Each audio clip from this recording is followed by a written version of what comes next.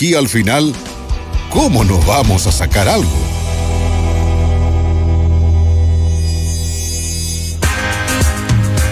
Muy buenas tardes, ¿cómo están? Estamos a jueves 22 de mayo, un día que ha estado medio helado, yo he estado con frío. A mí me gusta estar en la oficina con 18 en el aire acondicionado, muy helado, entonces creo que se me pasó la mano. Sí, yo creo que se me pasó la mano, pues esto es así, hay que bajarle un poquito ahí a la temperatura. Oye, muy bienvenidos a todos los oyentes y contarles que hoy día nos acompaña Grace. ¿Cómo estás? Hola, bien. ¿Cómo va todo? Hola, bien, súper. Así Hoy, que sí, bastante frío en bastante realidad. frío, de a no se poquito estuvo bastante aumentando. helado. Oye, hoy día vamos a hablar de algo que ha estado bastante en la polémica. Mira, ya se está conectando con Juan Pablo Lavín, que él es de Panel Ciudadano, para que nos cuente sobre la encuesta. Ellos hacen encuesta a nivel nacional, aparecen en los medios de comunicación. De hecho, hoy día aparecieron con una encuesta que habla del papel, relativamente de lo que está pasando a nivel nacional con la elección presidencial. Evelyn Matei con José Antonio Kast principalmente, pero también ven distintos otros escenarios. Ahí Tian es Juan Pablo Lavín, Panel Ciudadano. Tú me avisáis, Tian, cuando lo acepte. ¿Lo acepto nomás? Ya, se va a morir si con él. Ahí va. Sí, pero todavía no lo vamos a tener en cámara. Sí. Mira, ahí se está conectando Juan Pablo Lavín, que iríamos a estar hablando con él sobre todo sobre el panorama nacional a nivel de las presidenciales, cómo se vienen también un poco las parlamentarias, entendiendo cómo está el contexto. Ahí ya apareció Juan Pablo Lavín en la cámara. Todavía no te hacemos la presentación, Juan Pablo, pero estamos ya acá al aire, así que danos un segundo para pasar. Estamos haciendo la introducción y estamos ahí adaptando también la cámara para la transmisión. Oye, entonces contarles que vamos a estar con Juan Pablo Lavín, él es de Panel Ciudadano, UDD. Hablando, ellos sacaron hoy día sacaron una encuesta, así que nos interesa saber sobre esos datos. Ha estado esa encuesta, de hecho, en varios medios de comunicación, en donde hablan de que, sin duda, la puntería de alguna forma lo tiene Matei, pero que también está Kast ahí subiendo a poco, etcétera. Así que, Juan Pablo, ¿cómo estamos? Bien, ¿y tú? Bien, todo bien. Oye, contarte que acá estamos en la radioestación Arica y Parinacota. Está también Grace, que también ahí va a hacerte un par de preguntitas y todo. Juan Pablo, quiero preguntarte y pasar al tiro a la encuesta que sacaron hoy día. Se escucha con un poquito de eco, ahí lo va a corregir el piano. El Matei se en el primer lugar, toda supera a Kaiser, o sea que Kaiser sufre una caída, pero también uno va viendo que José Antonio Kast no pierde territorio, sino está ahí con un 17%, si no estoy mal, pero que de hecho va al alza. Así que si nos puede contar así como un panorama general un poco de esta encuesta. Perfecto. En términos generales, lo más relevante que podríamos sacar de esta última medición, que la hicimos un mes después de la anterior, fue el 25 de abril, ya casi un mes de diferencia. Es que Kaiser baja 8 puntos, ¿ya? Esa es la diferencia más significativa con la medición anterior. Y como bien dices tú, Kast sube aunque ligeramente y Matei baja también ligeramente. Eso hace que en el transcurso de las últimas 6 semanas se vayan achicando bastante las diferencias. Si quieres te puedo desarrollar un poco sobre eso, porque nosotros tenemos una metodología longitudinal que nos permite ver esto más como en video que en foto, por decirlo de alguna manera. Te puedo contar que cuando Kaiser empezó a subir en las encuestas, que fue en el verano, enero, febrero, marzo principalmente, lo que pasaba, se veían las fotos de las encuestas que a medida que subía Kaiser, Kast iba bajando o descendía levemente su apoyo. Y Matei se mantenía más o menos ahí. Entonces lo que uno piensa al ver estos gráficos es, obviamente, y además por el nicho al que van ambos, lo que está pasando es que Kaiser le está robando votos a Kast. Pero si uno lo ve en video, que es lo que hacemos nosotros, porque seguimos siempre a los mismos encuestados en el tiempo. La misma persona que respondió en abril no responde ahora en mayo. Podemos ver que el traspaso de votos, la transferencia de votos es un poco más compleja que eso. Lo que estaba pasando ahí es que Evelyn Matei, más bien el apoyo de Evelyn Matei en hombres mayores de 60 años.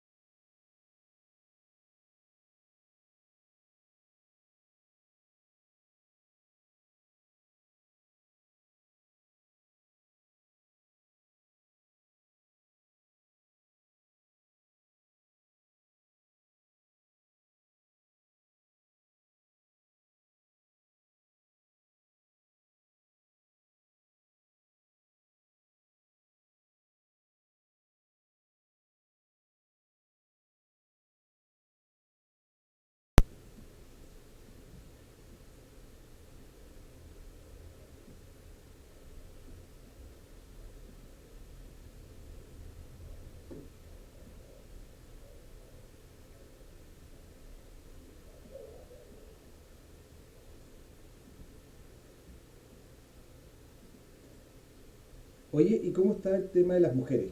Las mujeres, ¿por quién se están yendo? En algún momento decían que era el gran problema que tenía José Antonio Caz. Tenía muy poca adhesión en las mujeres. ¿Cómo se está viendo ese voto? Mm, sí. ¿Sabes qué? Es tu... ya.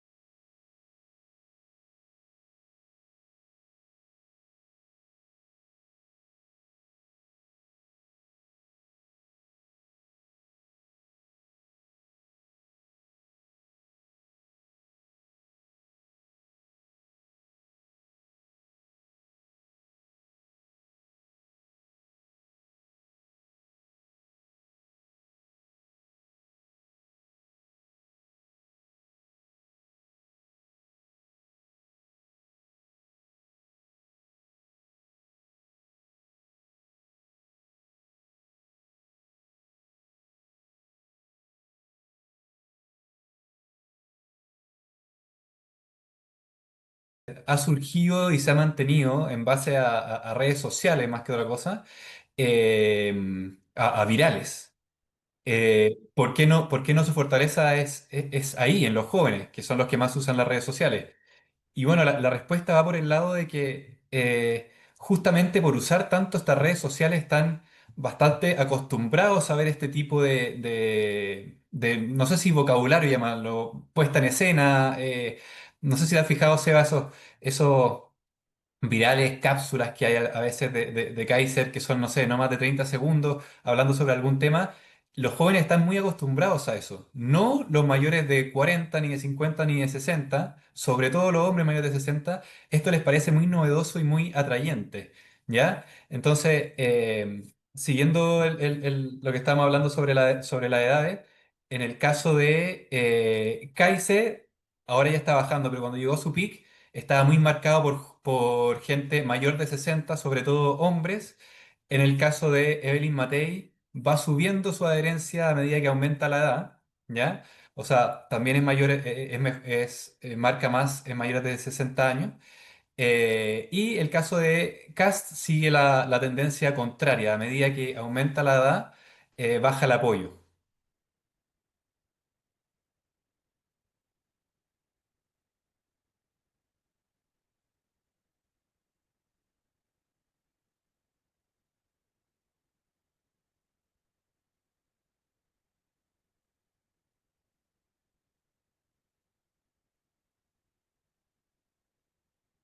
Sí, es así. Es difícil calcular la envergadura de cuánto se topan, digamos, en términos poblacionales. Pero es así. De hecho, el gran porcentaje de ese voto nosotros lo denominamos el votante obligado. Es la gente que está más hastiada con la política, la gente más antisistema.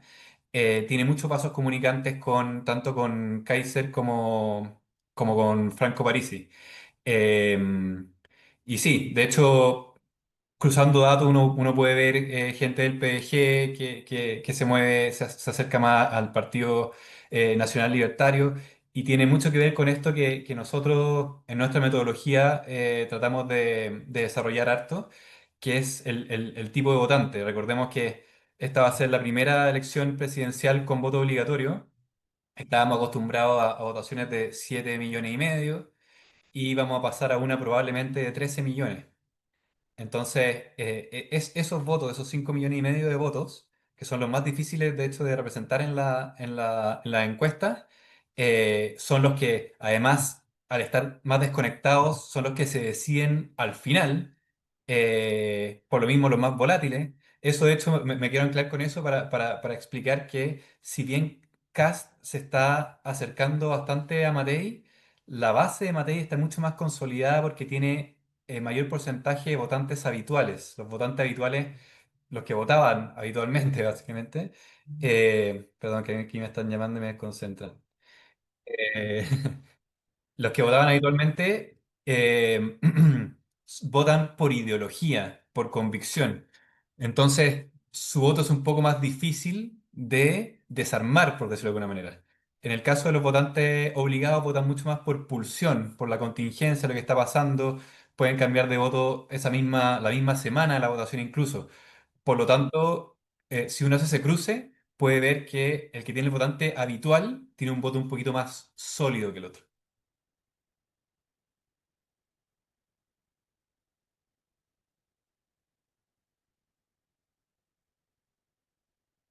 Sí, bueno, es una pesadilla para nosotros los encuestadores, no solamente por los términos legales que no podemos publicar en los últimos 15 días, sino que porque es muy difícil pronosticar con un votante que se siente tan, no sé, es tan outsider de la política y que al final va a ir a votar ese día porque le tocó y porque vio una noticia que lo hizo moverse esa última semana o porque habló con un amigo esa última semana. No hay una ideología que lo movilice detrás. Entonces eso lo hace mucho más complejo para nosotros los encuestadores.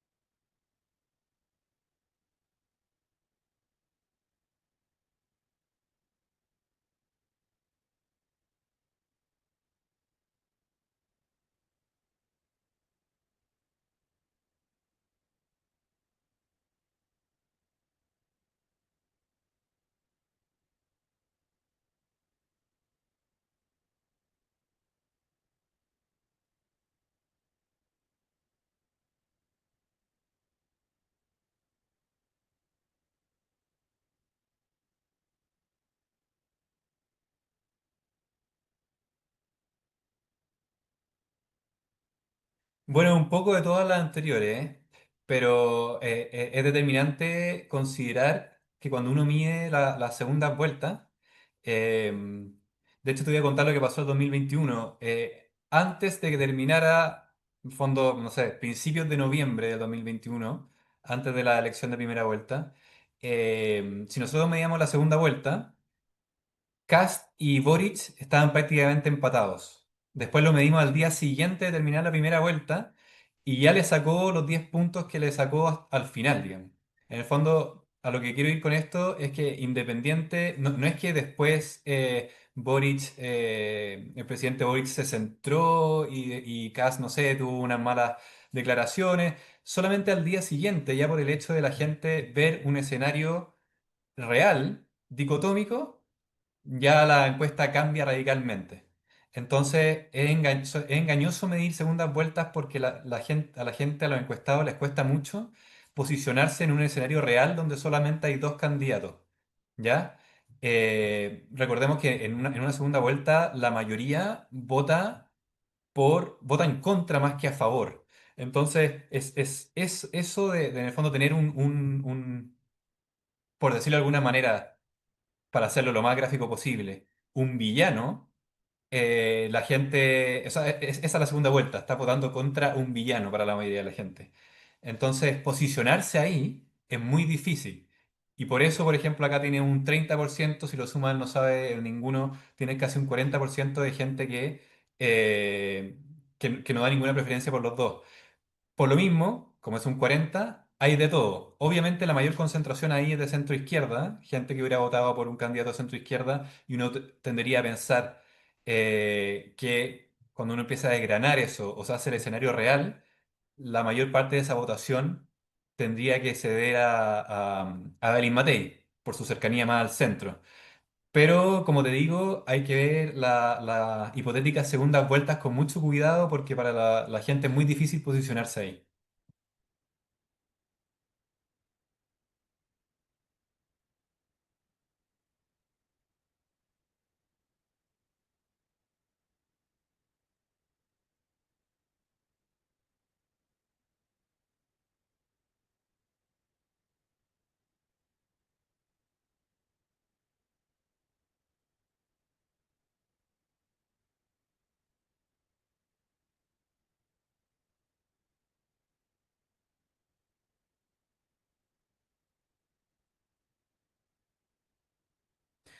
Ya. Bueno, a mí me pasó que de hecho cuando Chile Vamos, Evelyn Matei intentó armar esta primaria un poco más, algo improvisada, digamos, y no resultó, yo lo vi como una buena noticia para ella porque le da la oportunidad de, desde ese día, y lo que está haciendo ahora entiendo, empezar a recorrer Chile y llegar a este votante obligado. La gente no se tiene que olvidar, o la clase política más bien no se tiene que olvidar que es una elección muy distinta con voto obligado. No tienen que hacer campaña como hacían antes.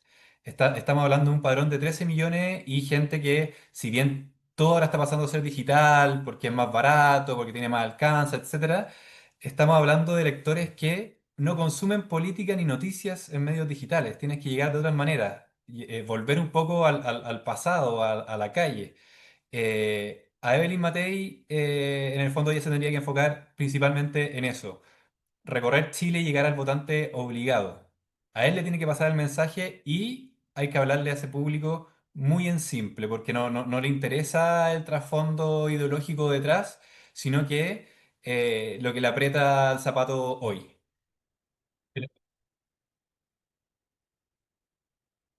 Ujú.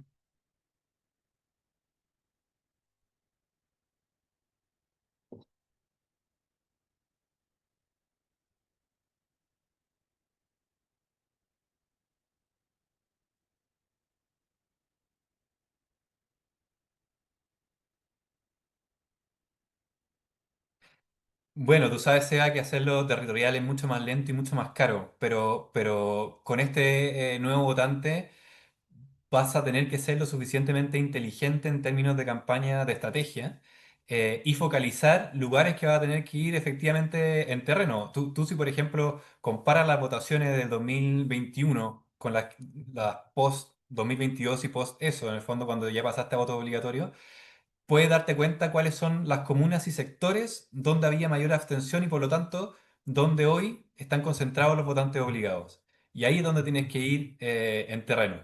No necesariamente el candidato, obviamente, porque no se puede multiplicar, pero sí los equipos. En el fondo, saber que solamente con lo digital no te va a dar. Ajá. ¿La Grace? Bien, ¿y tú?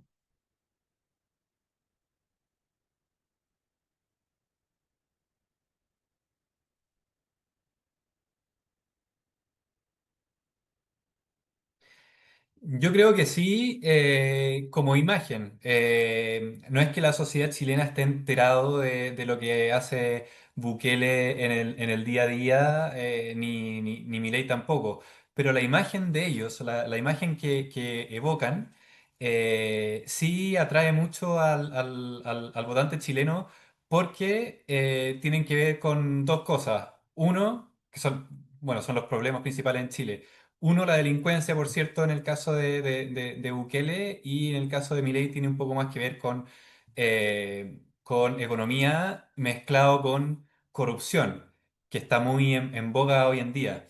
Entonces, no es que la gente sepa por ejemplo, de la ideología que tiene Milei, ni que sea libertario, eso no saben ni tampoco les interesa.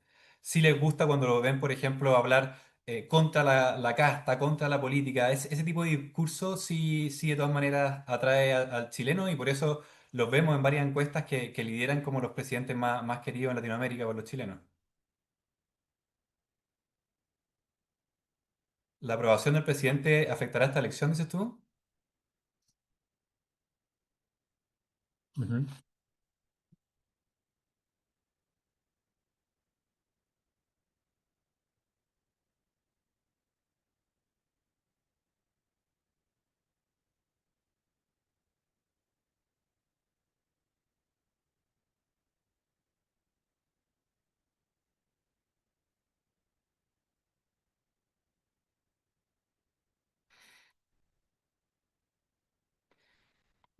Afecta, pero tenemos una aprobación que está estancada hace mucho tiempo. Entonces, en el fondo, lo que ya se afecta, ya afectó, digamos. Es difícil que pase algo nuevo, sea pro cultura o lo que venga, que afecte a ese núcleo de 25-30% de aprobación. Entonces, si bien la aprobación del presidente podría afectar, la aprobación del presidente igual va a estar estática. Entonces, no me fijaría mucho en eso. Lo que sí es que puede tener una relación directa con el porcentaje de participación de la primaria.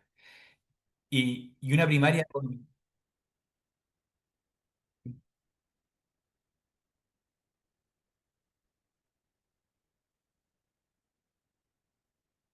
Ujú.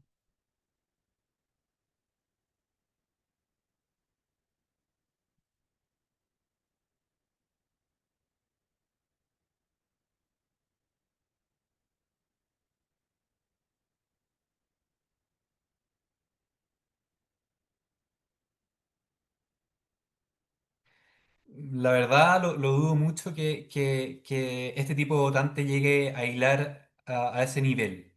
En el fondo se da cuenta lo que es oposición y oficialismo, pero si ha sido más duro el candidato A o el B, entonces por eso voy por el A.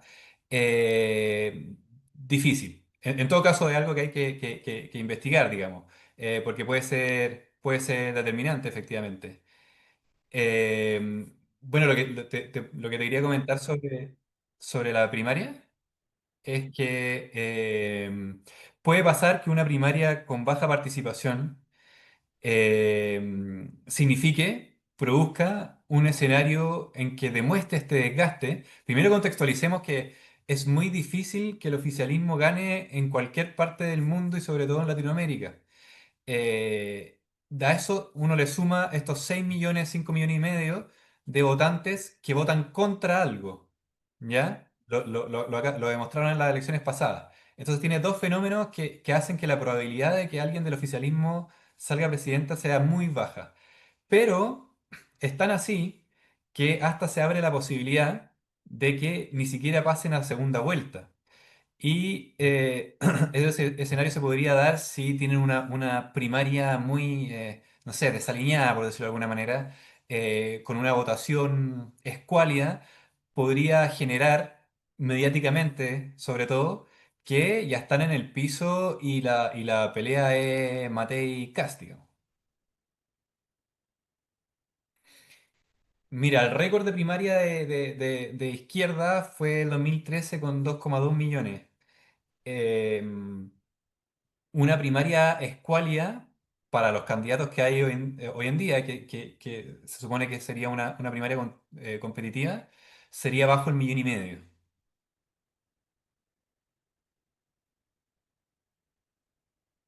El millón y medio está hablando como un 10% del padrón. Menos del 10%, o sea que tu primaria no agarre para ponerlo en términos gráficos, los dos dígitos, sería, claro, sería una señal de alerta de que perdón, una segunda vuelta de dos candidatos de derecha es posible.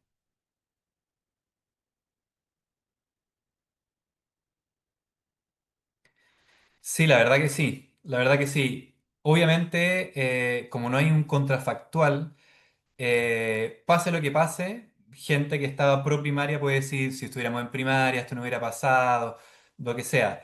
Pero yo creo que la primaria, si iba a ser una primaria que no estaba ni Kast ni Kaiser, no tenía mucho sentido.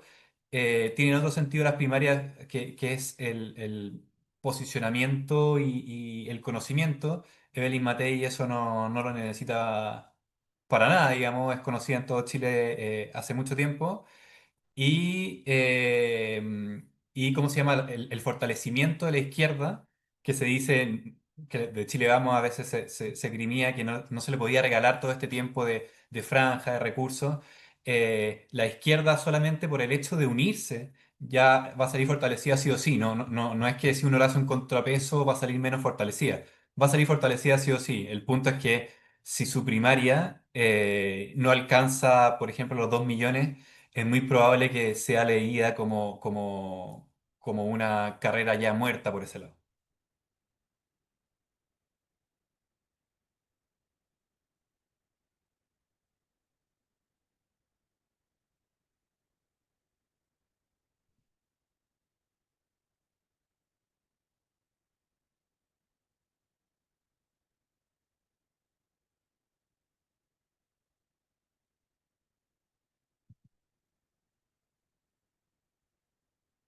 Ujú.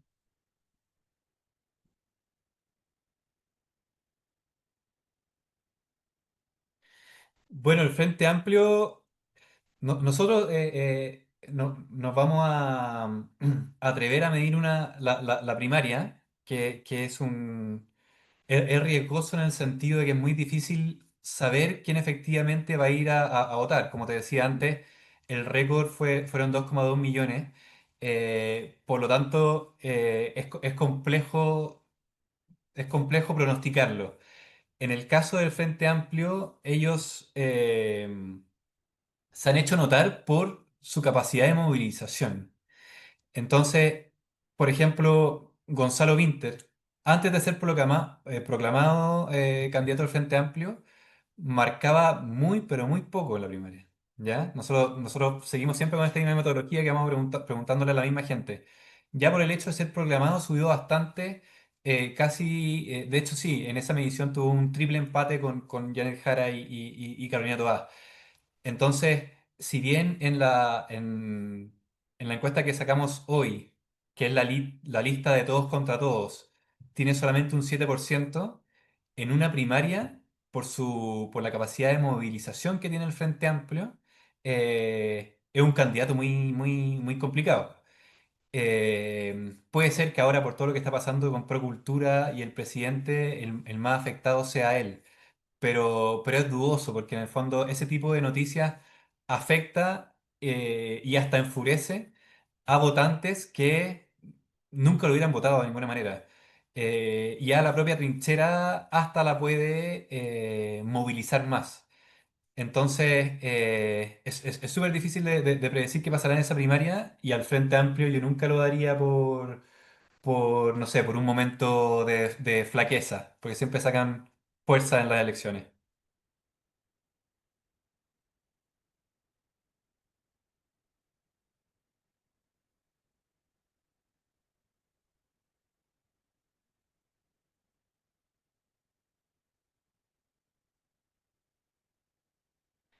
Es buena pregunta.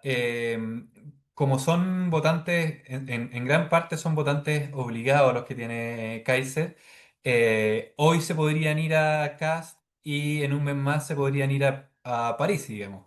Si hacemos el ejercicio hoy, se va alrededor del 65%, se está traspasando a José Antonio Cast y el resto se divide entre Matei y Parisi, pero no son votos que estén identificados netamente con los candidatos, sino como les decía antes, se mueven mucho por la contingencia, son muy volátiles. Entonces, a medida que uno se va acercando a la elección, ellos van pasando de un candidato a otro.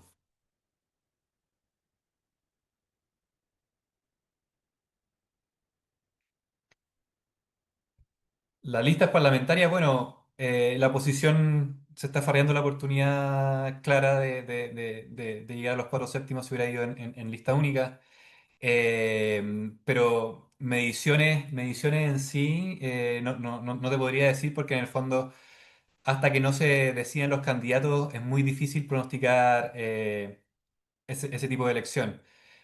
Pero sí, claramente la oposición tenía una oportunidad única, no solamente por el contexto mundial donde las oposiciones están ganando en todas partes, sino que porque además está sumando a 6 millones de electores que son por naturaleza opositores. Esto después, la próxima elección, si la derecha está en el poder, no se le va a volver a repetir.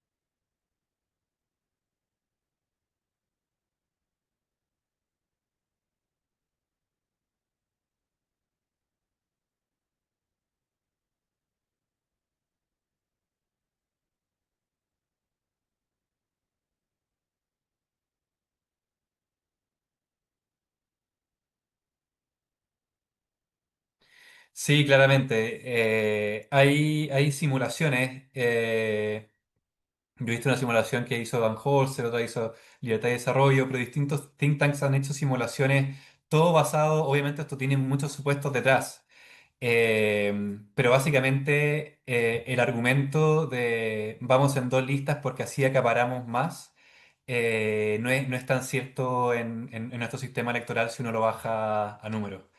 Y creo que es importante remarcar que un escenario como este para la derecha no se la va a volver a repetir, digamos.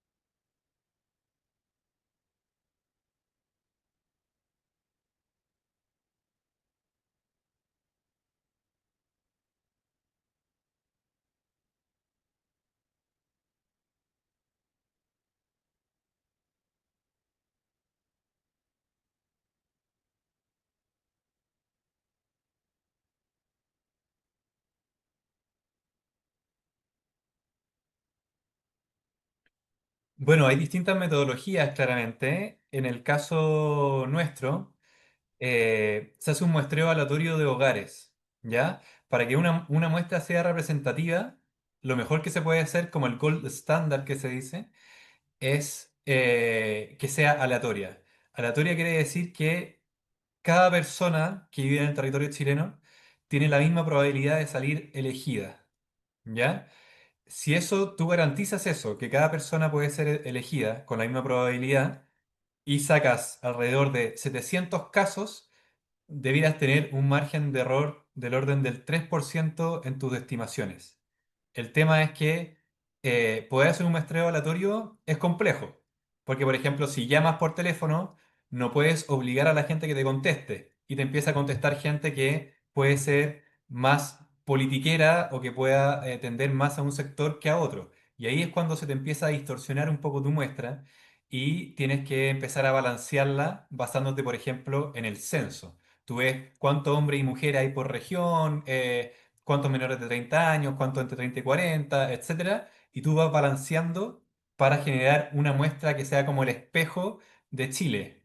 Em, Como te digo, dependerá mucho de la metodología. Efectivamente, pueden haber encuestas hechas por partidos. Cuando pasa eso, lo más probable es que sean encuestas que se le pasa al mismo partido y no son las que estamos hablando ahora, ni las que son públicas. Las que son públicas tienen que garantizar un estándar y que de hecho después es de alguna manera verificado o certificado por la prensa.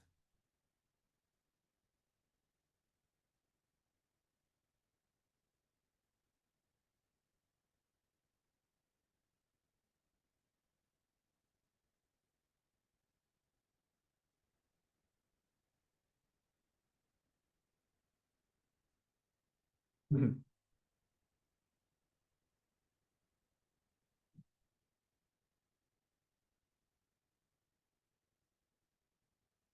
Ah, bueno.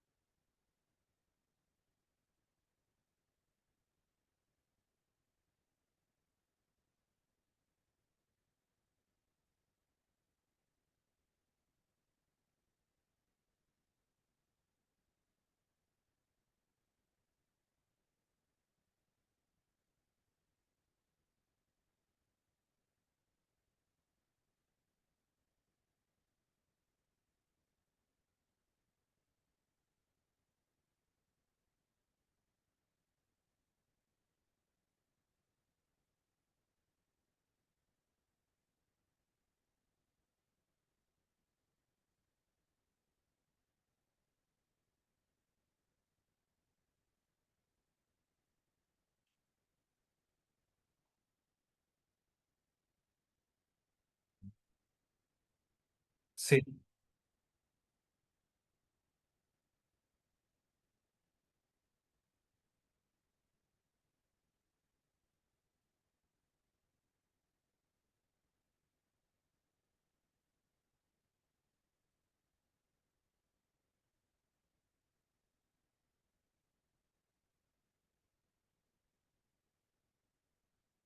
Sí, eh, sí, como bien dice Seba, la metodología de nosotros parte de un muestreo aleatorio de hogares. Nosotros vamos a buscar a las personas con encuestadores presenciales a estas casas que salieron sorteadas y a los habitantes de ese hogar los metemos en este panel donde le hacemos una promesa de no molestarlos con más de 5 o 7 preguntas a la semana. Por cada pregunta nosotros les pagamos para que se mantengan. Y así construimos un panel de 10.000 personas que tienen que ser esas 10.000 y no otras, digamos. No es que se pueda meter cualquier persona que quiera meterse, sino que son las que nosotros seleccionamos. Y a ella las vamos siguiendo en el tiempo, no solamente en términos políticos, sino que también en sus hábitos de consumo, en sus hobbies, porque tenemos clientes de diferentes áreas, no solamente políticas.